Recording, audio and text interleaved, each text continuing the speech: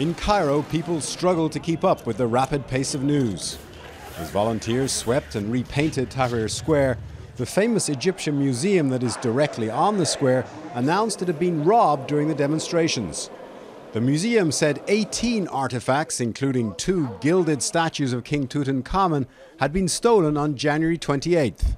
Most people have now left the square, but there were scuffles between the army and some protesters who are still refusing to go. Here's how complicated things are getting here. In the square, the army is trying to persuade protesters to go.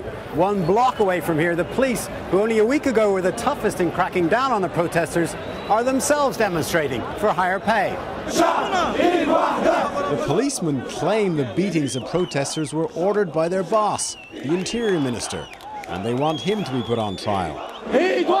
5 minutes away, we found the staff of a bank on strike, also calling for their boss to be sacked. With labour unrest spreading, the military announced that strikes will be banned. 30 years of the Mubarak rule are not going to go by without consequences. Hisham Qasim is a newspaper publisher who thinks the success of the anti-Mubarak protests will embolden people. More people will go out and demonstrate, saying this is the only way to get my rights.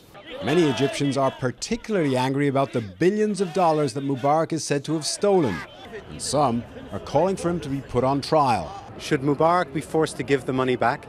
Yes, this is not his money, but Egypt's money. He has to return the money, and I don't think he'll be put on trial, and it's enough for him being ousted in this civilized manner.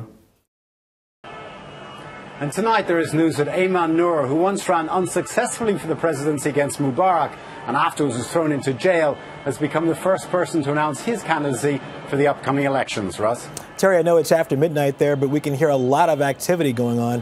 What's happening?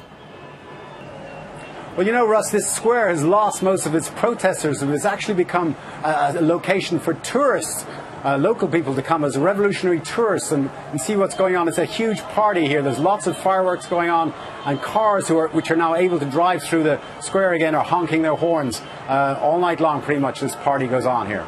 Okay. Terri McCarthy in Cairo. Thank you.